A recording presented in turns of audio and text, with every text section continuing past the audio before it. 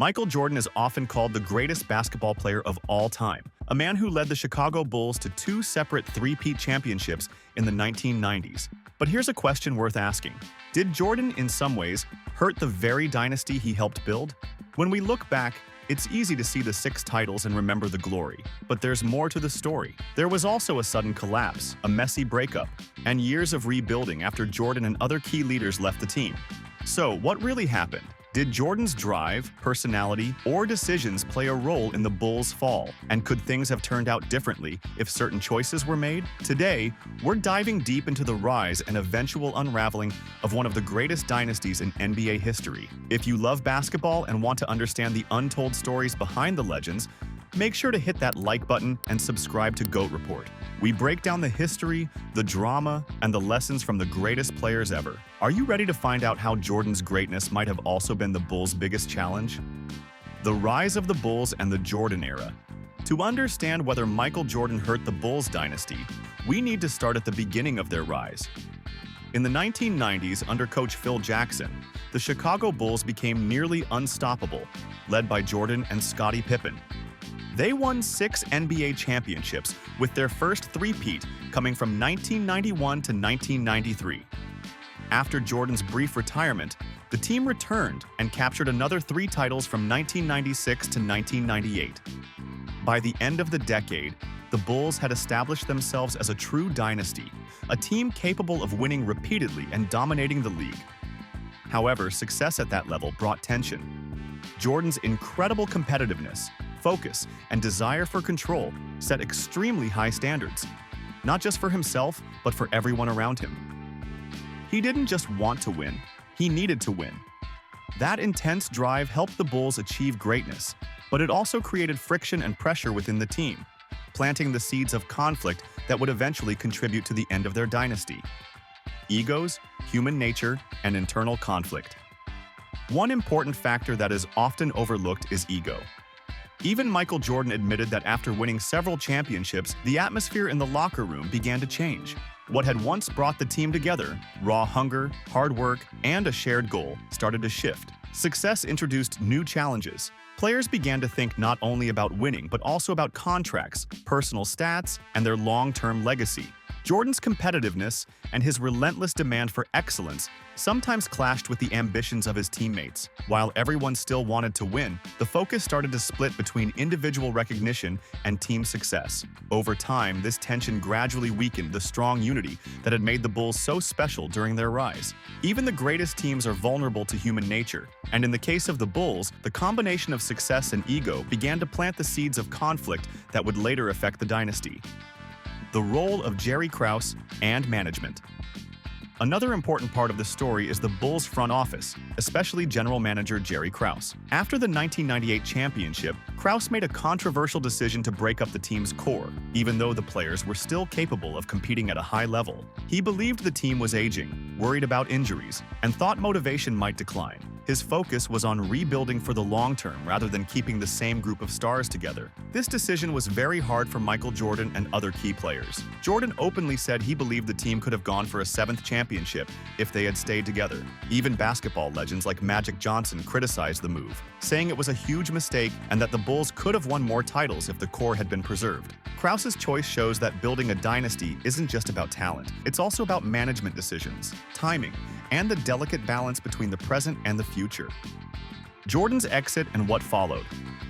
When the 1997-98 season ended, so did the Bulls' second three-peat. Coach Phil Jackson stepped down, Scottie Pippen was traded, Dennis Rodman left, and Michael Jordan retired for the second time. Jordan later explained that he couldn't accept not having the chance to go for another championship. Without Jackson and Pippen, Jordan felt that the team's core had been broken. He reportedly said that the Bulls without their key players were just in rebuild mode and no longer true contenders. His concern was that the chemistry, leadership, and talent that had driven the team's success were gone. The following season, 1998-99, proved his point. The Bulls, without their star teammates, struggled mightily and finished with a 13-37 record in the lockout-shortened year. From champions to near the bottom of the league in a single season, the fall highlighted how important the team's core was and how much Jordan's presence and leadership had shaped the dynasty. What Jordan said about Pippen. Interestingly, Michael Jordan tried to convince the Bulls management to keep Scottie Pippen. Jordan believed Pippen deserved recognition for his contributions and a fair contract to stay with the team. However, the front office disagreed, citing financial limits and other structural concerns. This disagreement went beyond just money. It became a turning point for the team's future. When Pippen eventually left, it symbolized the breaking apart of the Bulls' core. Jordan had built a dynasty not just with talent, but with trust, chemistry, and teamwork. Losing Pippen meant losing one of the key pillars that had made the team successful. Without his longtime teammate and co-leader, Jordan made it clear that he wasn't willing to go through a long rebuilding process. The departure of Pippen highlighted how fragile even the greatest teams can be when core members leave, and how management decisions, combined with player dynamics, shaped the end of one of the NBA's most legendary dynasties. Burnout, legacy, and the price of greatness. Another factor to consider is burnout.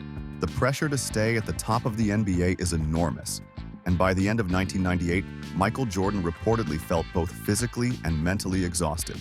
He was frustrated that the organization wasn't fully supporting his desire to keep the team's core together. This tension didn't just affect him, it also created strain among other key players and staff.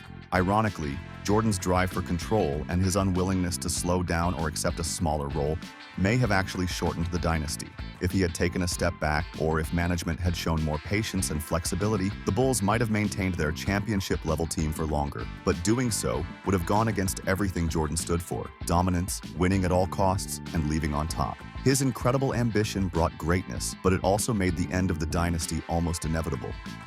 Could they have won more? Michael Jordan often said he believed the Bulls could have won a seventh championship. He wasn't alone in that belief. Many insiders and basketball legends agreed that the talent was still there to compete at the highest level. However, sustaining a dynasty is never easy. Players age, injuries happen, and motivation can fade over time.